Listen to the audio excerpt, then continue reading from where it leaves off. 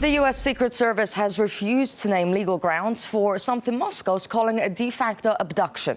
Russian citizen Roman Seleznyov was grabbed by American agents in the Maldives on accusations of stealing personal information and hacking. RT's Gayane Chichakyan has his story.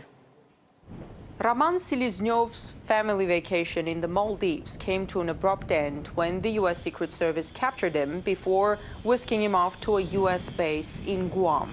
The U.S. government charged the Russian citizen with installing malicious software to steal credit card numbers. The U.S., however, had little to say about the circumstances of his arrest. There were accusations made. It's a Department of Justice case. Certainly there was no kidnapping involved.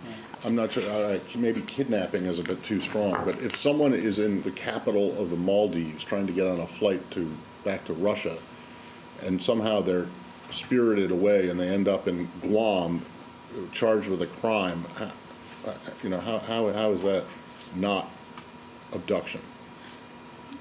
I'm just not going to have much more on this case to offer, Matt. Moscow says Seleznyov's detention is a kidnapping. Seleznyov's father, who is a Russian State Duma deputy, believes it could be a scheme to trade his son for Edward Snowden, but lawyers are doubtful. Mr. Snowden has been granted asylum status in Russia. I don't know that the U.S. would engage, nor do I believe really that Russia would engage in any sort of an exchange for those two particular individuals. There is no extradition treaty between Russia and the U.S.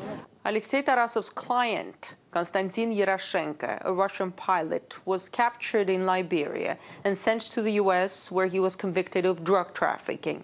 Thailand allowed the U.S. to take hold of Viktor But, the Russian arms dealer.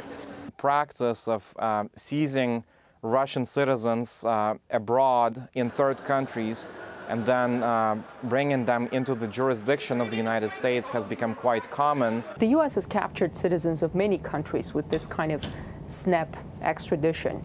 Extraordinary renditions have been common practice since 9/11, and detainees' rights have repeatedly been violated.